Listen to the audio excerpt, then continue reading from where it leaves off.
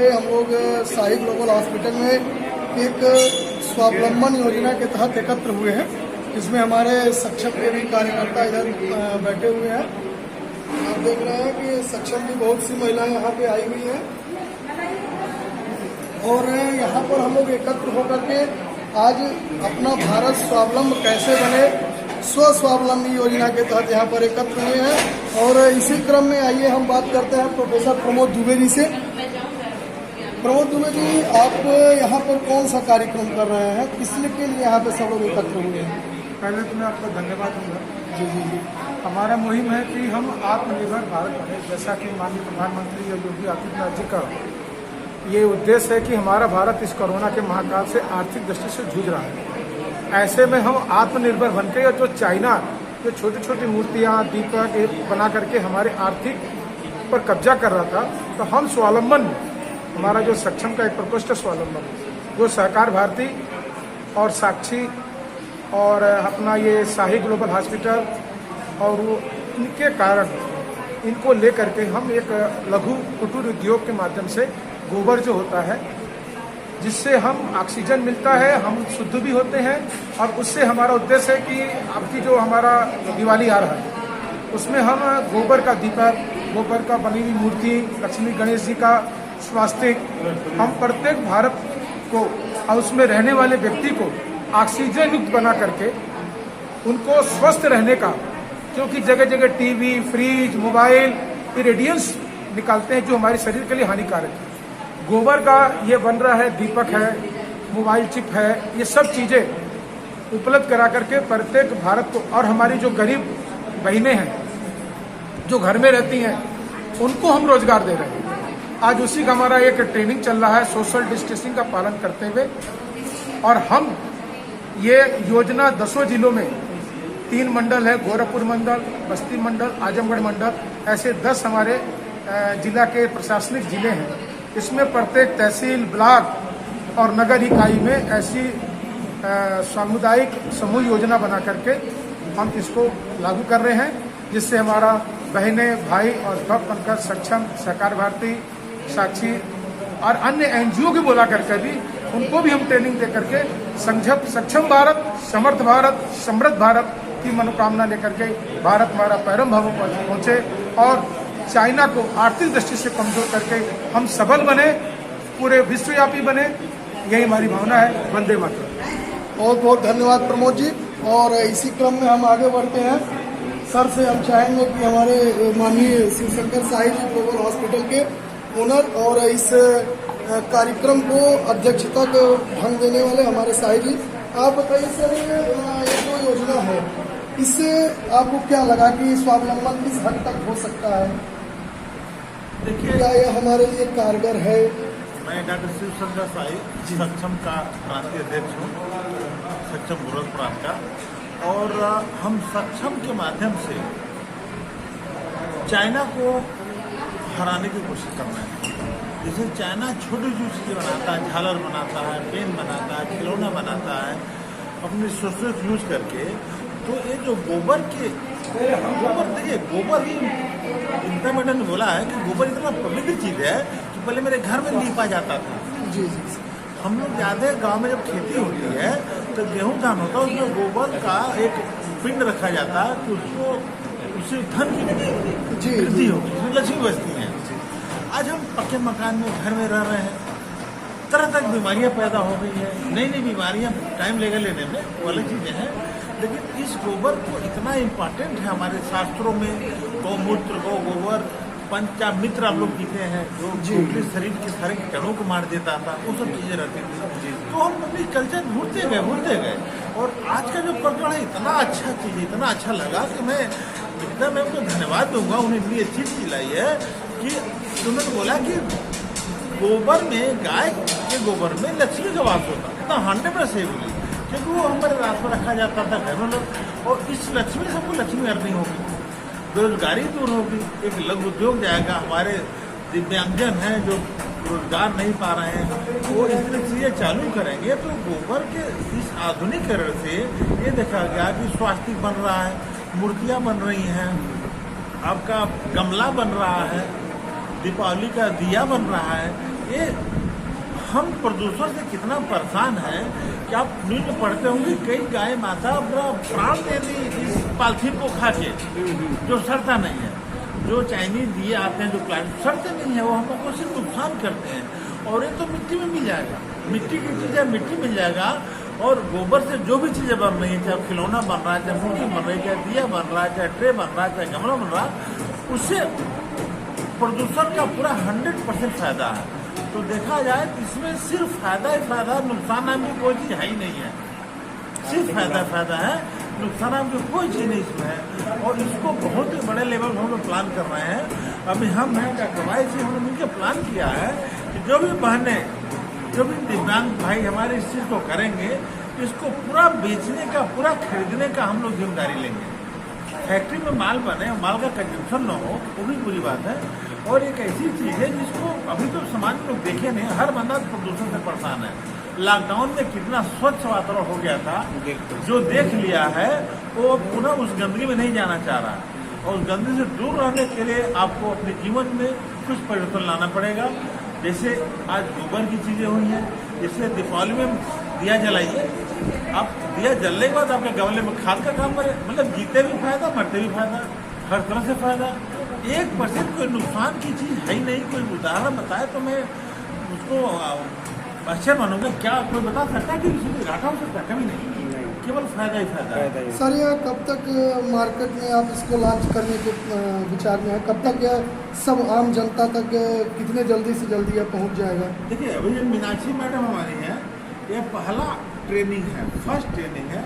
और पहले ट्रेनिंग में हम लोग इतना ज़्यादा प्रभावित हुए हैं, इतना ज़्यादा उत्तेजित हुए हैं। और उसमें एक ऐसी चीज़ है जिसमें घाटा है ही नहीं, नुकसान है ही नहीं है। उस चीज़ को हम लोग बहुत जल्दी लाएंगे और कोशिश करें इस दीपावली में मिनिमम, क्योंकि प्रोडक्शन बहुत ज़्यादा नहीं हो पा रहेगा, कंजम्पशन बहुत ज़्यादा है। लोग कहने के लिए सब लोग लाए लेते हैं, सब लोग हमको मिल जाए, हमको मिल जाए। इस दीपावली में कोशिश करें कि सक्षम में हमारे सारे कार्यकर्ता कम से कम गौ माता के गोबर से बने दीपक का ही जलाएं। और दिवाली में हम इसका प्रोडक्शन चालू कर देंगे। बाकी मीनाक्षी मैम है, इसको और कितना ट्रेन कर दी, कितने लोगों को, अभी तो पहली ट्रेनिंग है, एक टाइम समय लगेगा ट्रेनिंग देने में। लेकिन दिवाली में हम इतना श्योर करेंगे कि हम सक्षम के गौरव के करता कम से कम इस गोबर के दिए से, इस गोबर की गणेश की मूर्ति से, इस गोबर की लक्ष्मी जी की मूर्ति से ही पूजा करें। अब देखिए, मैं बता रहा हूँ, मूर्ति विसर्जन इतना प्रदूषण हो गया कि कोर्ट का आदेश आ गया कि गंगा जी में न बहाई जाए जी, अलग पोखरा तालाब खोलना पड़ा, इतना प्रदूषण होगा। अगर इस गोबर से मूर्ति बनेगी तो प्रदूषण होना ही नहीं, जीरो। तो हमको नई चीज़ें आगे इनोवेशन करना पड़ेगा, हमको जीना है पृथ्वी पर।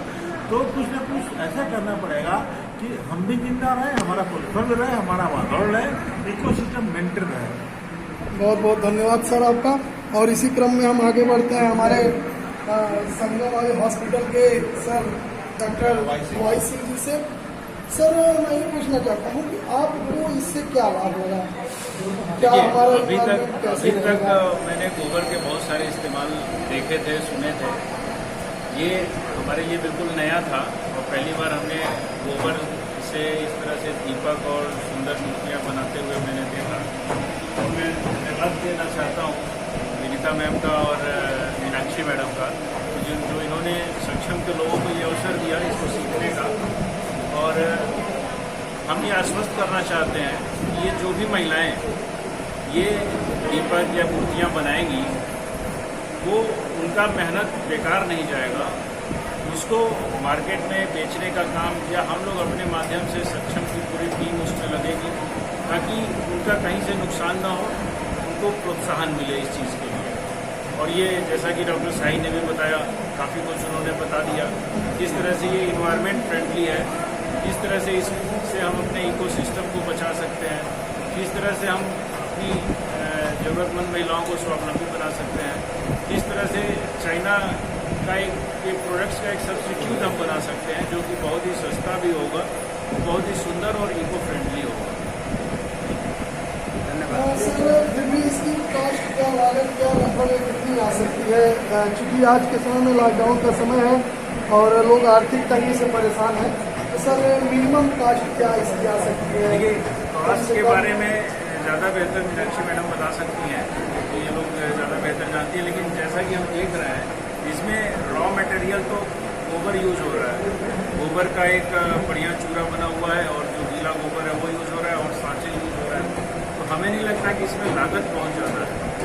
और इसमें जो दीपक बनेंगे मैडम ने बताया उसमें मिट्टी मिलाया जाएगा, तो लागत तो हमें नहीं लगता बहुत ज़्यादा है। इसके मतलब बहुत ही कम लागत में बहुत ही बढ़िया प्रॉफिट का ये काम है।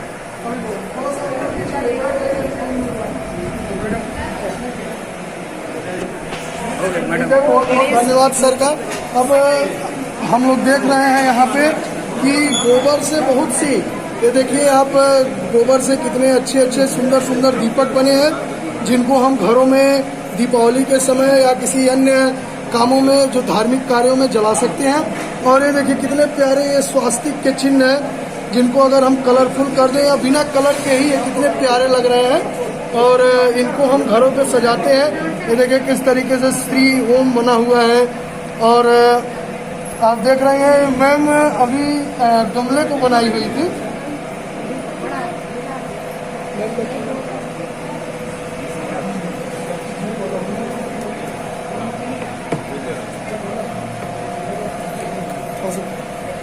ये देखिए ये कितना अच्छा, जो चाइनीज रॉ मटेरियल से बन करके हमारे मार्केटों में आता था, दिवाली के समय हम लोग जलाने का काम करते हुए इसमें सजाते थे अपने घरों को। लेकिन ये देखिए गोबर से बना हुआ है और कितना प्यारा बना हुआ है। अब हम चाहेंगे कि हम लोगों के बीच विनीता मैम है, जो ट्रेनर है आज यहाँ की, उनसे जानना चाहेंगे कि इसको कैसे बनाते हैं, इसमें क्या लागत आती है, कैसे ये लोगों तक पहुँच सकता है। मैम इस पे थोड़ा सा प्रकाश डालें कि इसको हम बनाते कैसे हैं। ये देसी जो गौ माता होती है उनका गोबर हम लोग सुखा के और उसका पाउडर करते हैं। और पाउडर में 2 जड़ी बूटियाँ मिलाते हैं जो गोबर को कभी खराब नहीं होने देती। वैसे तो गोबर की कोई एक्सपायरी नहीं है, तो गोबर बॉन्डिंग होती है, उसमें बॉन्डिंग लाता है मैदा लकड़ी पाउडर और चिकनाहट लाता है ग्वारगम। तो मैम हमको मिलेगा कहाँ से, ग्वार या ब्रांडिंग पाउडर जो ये दोनों ही बाजार में मिल जाते हैं सुलभ तरीके से, और कोई ज्यादा इसमें वो नहीं है। और इसमें जो दीपक होते हैं उसमें 20% मिट्टी भी मिलाते हैं हम, जो काली मिट्टी होती है वो मिलाते हैं। तो 20% काली मिट्टी 1 किलो गोबर में और 100 ग्राम ये मैदा लकड़ी और ग्वारगम पाउडर। तो इस तरह से ये बना लेते हैं, जिस तरह से आटा मारा जाता है इस तरह से बना के हम लोग इसकी मूर्तियाँ और दीपक, स्वास्थ्य, गोबर की गमले, सारी चीजें बनती हैं। तो और इसमें लागत भी बहुत कम आती है, केवल महिलाओं की मेहनत है। और अगर महिला यहाँ पर इससे जुड़ती है तो उसको एक नया रोजगार भी मिलेगा। और गाय जो आज दर दर भटक रही है, कूड़ा खा रही है, उसको भी अर्थव्यवस्था से जोड़ के घरों में रखा जाए। अभी मैम हम लोगों की बात हो रही थी, डॉक्टर वाई सिंह जी से बात हुई, तो उन्होंने बताया कि बहुत कम लागत में यह तैयार हो सकता है। तो क्या मतलब कितना खर्च आ जाता, जो अभी आपने रॉ मटेरियल बताया, एक अनुमानतः बाजार से लेने में एक कोई भी प्रोडक्ट बनाने में लगभग कितने कम से कम का खर्च आ सकता है? कुछ आप दीपक में एक दीपक में 20 पैसे का खर्च आता है, 20 से 50 पैसे का खर्च आता है। और अगर महिलाएं बनाती है तो 1 रुपए का भी बेचेगी तो उसे 50 पैसे का फायदा होने वाला है। तो बहुत कम लागत में हम लोग इसे मार्केट में लॉन्च करने के लिए। ठीक है मैम, बहुत बहुत धन्यवाद। और इसी क्रम में अब हम मीनाक्षी जी से मिलेंगे, जो सहकार भारती की प्रमुख हैं और यहाँ पे इन्हीं के माध्यम से यहाँ पे कार्यक्रम आयोजन हुआ है। तो मैम आप बताइए, यह कहाँ से आपको ये विचार आया कि गोबर जो अनुपयोगी लोग उसको देहात में ही उपयोग करते थे, शहर में वेस्टेज के रूप में फेंक देते हैं, लेकिन फिर भी आपने इस पे विचार किया कि कैसे इसको उपयोग में लाया जाए, लोगों को रोजगार दिया जाए। तो क्या मतलब कैसे आपके मन में विचार कैसे आया?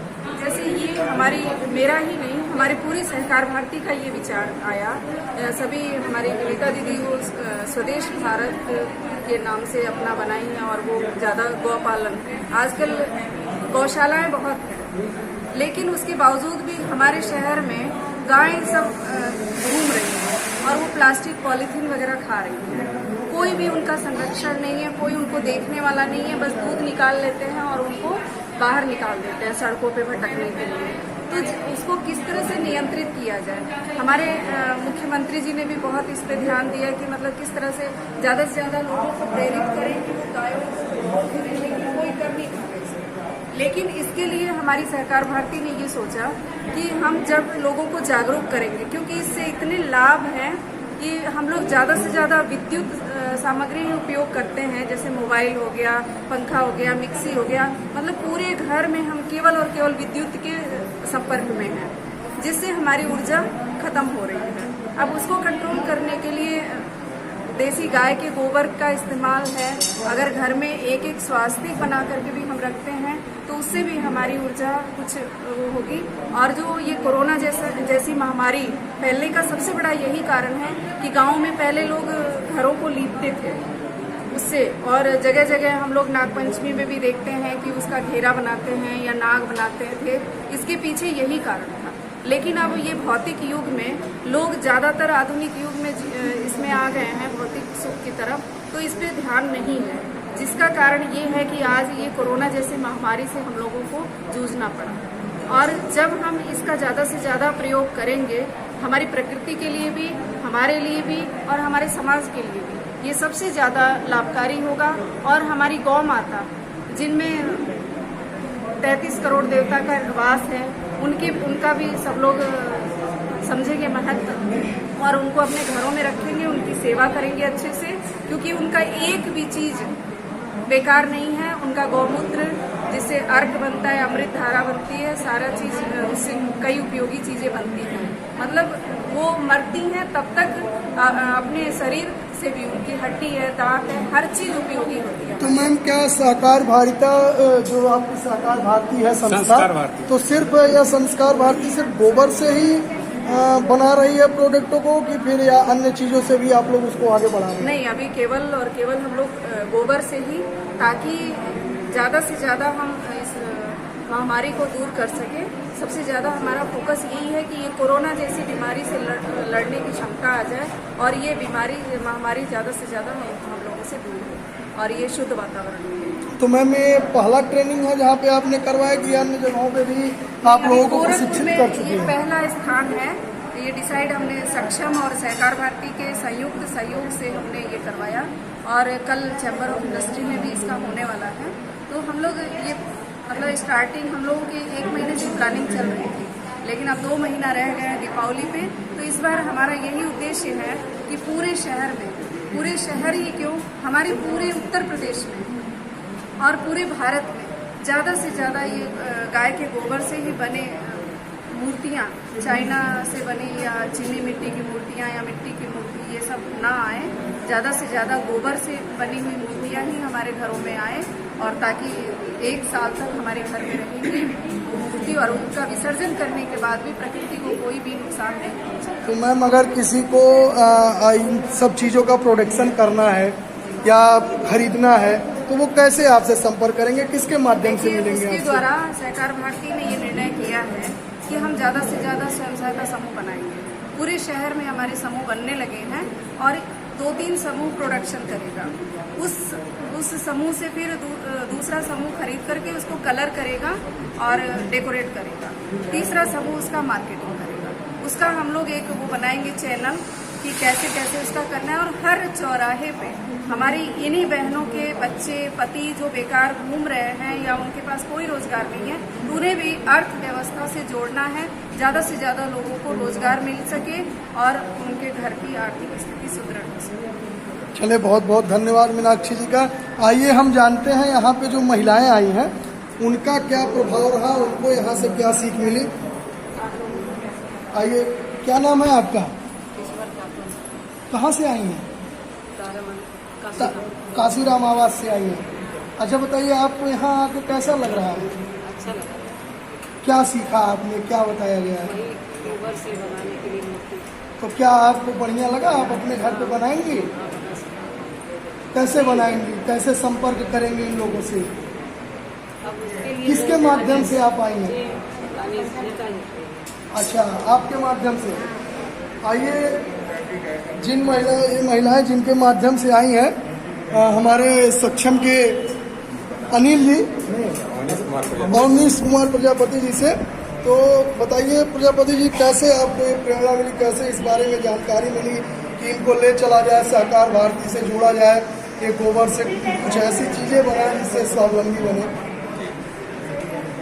मैं सक्षम गोरक्ष प्रांत से जुड़ा हुआ हूँ और सक्षम गोरक्ष प्रांत की जो गतिविधियाँ हैं वो सामाजिक कल्याण की ही होती हैं।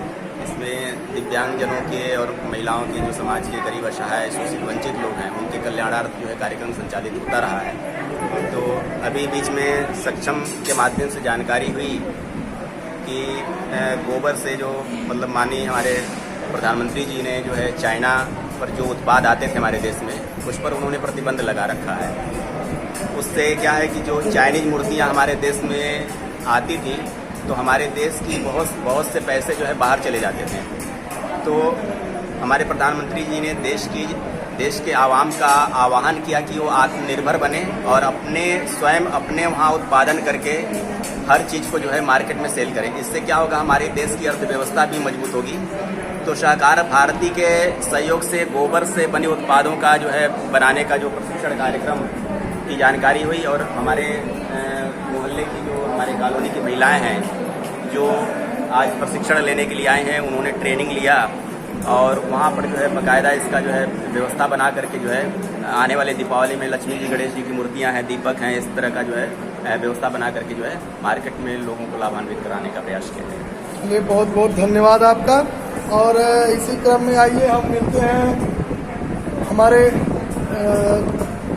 IOFO Indian organic farmer organisation के जो मुखिया हैं, क्या कह सकते हैं आप, जो इस समय किसानों के हित में ऑर्गेनाइज किस तरीके से खाद्य हमारी बने, किस तरीके से हमारी जो खाद्य सामग्री है वह हमको पोषण प्रदान करे, उसके जो MD हैं आस नारायण तिवारी जी, आइए उनसे मिलते हैं। नमस्कार तिवारी जी, कैसा लगा आपको यहाँ पे आकर के? सबसे बड़ी बात है किसी भी इंडस्ट्रीज के लिए 2-3 बातें जरूरी होती है उसकी सफलता के लिए।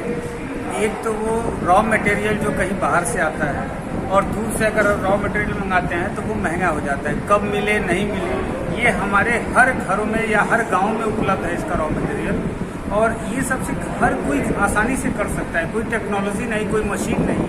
महिलाएं जो खाली समय है उस खाली समय में महिलाएं इसको अच्छे ढंग से कर सकती हैं और इतना बेहतरीन तरीके से वो दिख रहा है और देखने में भी अच्छा लग रहा है कि हम एक अच्छा विकल्प चाइना का बन सकते हैं। जो आज की सबसे बड़ी समस्या है कि एक छोटी सी चीज़ के लिए भी चाइना पे निर्भर है, और जितने भी दीपावली में हम बहुत सारा करोड़ों रुपया हम बाहर विदेश भेज देते हैं और हमारी यहाँ महिलाएं घर में बैठी बेकार पड़ी हुई हैं। वो खाली समय में अगर इसका थोड़ा सा समय उपयोग करती हैं तो उस कमाई का जो बाहर भेजते थे उसका बड़ा हिस्सा इन महिलाओं में जाएगा और देश भी समृद्ध होगा और प्रधानमंत्री जी का जो योजना है वो साकार होगा और ये निश्चित रूप से सफलता ही मिलेगी उनको, क्योंकि इसमें न कहीं खर्च है, न कहीं रॉ मटेरियल का है, न टेक्नोलॉजी का है। बस थोड़ी सी सिखाना है महिलाओं को और इतना खाली कम समय में अपना बना सकती हैं कि एक बहुत बड़ा रोजगार सृजन हो सकता है।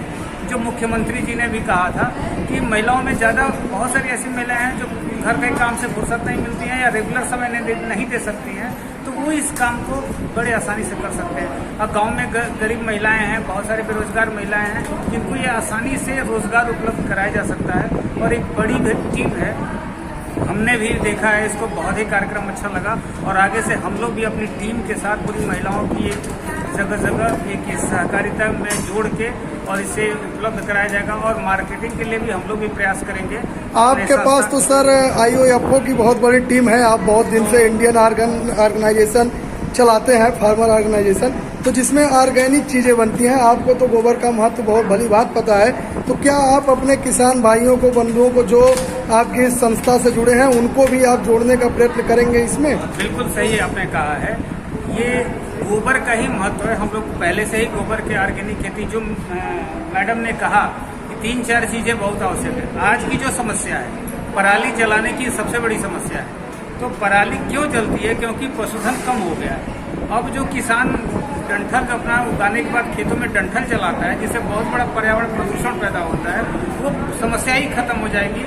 तो ये अगर गोबर से ज़्यादातर उत्पाद बनने लगेंगे तो गाय लोग पालना शुरू कर देंगे जो दूर हो रहे हैं गांव में, और जब पशुधन आएगी तो अपने आप जैविक खेती जिसके लिए प्रमोट किया जा रहा है वो काम अपने आप होगा। तो अगर हम इस सेक्टर को अपने में मिला लेते हैं तो एक बहुत बड़ा काम हो जाएगा। जो हमारा मिशन है ऑर्गेनिक का, वो ऑर्गेनिक अपने आप पूरा होगा और सबको रोजगार भी उपलब्ध होगा। बहुत बहुत धन्यवाद तिवारी जी हमसे जुड़ने के लिए।